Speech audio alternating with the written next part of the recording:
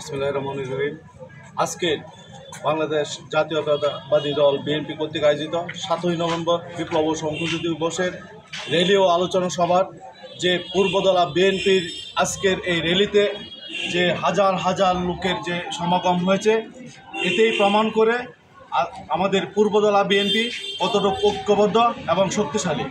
আর 2026 সালের ফেব্রুয়ারিতে যে জাতীয় নির্বাচন হবে, সংসদ নির্বাচন হবে, সেই নির্বাচনে আমরা বাংলাদেশ জাতীয়তাবাদী দল পূর্বদলা উপজেলা শাখার বিএনপির প্রত্যেকটি নেতাকর্মী উদ্গ্রীব হয়ে আছে দেশনায়ক জনাব তারেক রহমানের হাতকে শক্তিশালী করার জন্য।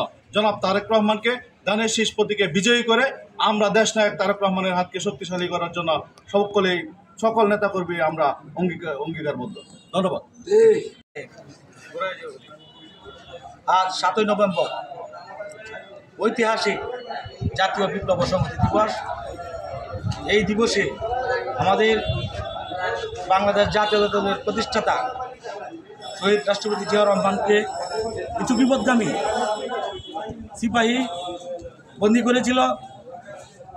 সিপাহী জনতা মিলে সেদিন জিয়া রহমানকে মুক্ত করেছিল, দেশের গণতন্ত্র পুনরুদ্ধার করেছিল। সেই লক্ষ্যে আজকে পূর্বদলা উপজেলা বিএনপির এক গণজোয়া, সেই গণজোয়া মূলত আলহাজ আবু তাহের তালুকদার সাহেবকে কেন্দ্র করে উনি 2018 সালেও ধানের শীষের নমিনেশন পেয়েছিলেন। এইবার 237 জনের মধ্যেও আমাদের জননেতা আলহাজ আবু তাহের তালুকদার সাহেবকে 2026 সালেও ধানের শীষের মনোনয়ন প্রার্থী করেছেন। সেই উচ্ছ্বাসে এই পূর্বদলা উপজেলার গণমানুষ আপনার এই পূর্বদলার গণজোয়ার বয়ে দিয়েছে। হাজার হাজার লোক সমাগম হয়েছে আলহাজ আবু তাহের তালুকদার সাহেবের মনোনয়নকে কেন্দ্র করে।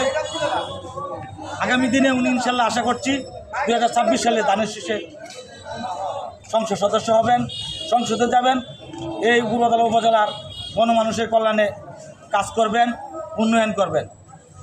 ঠিক আছে।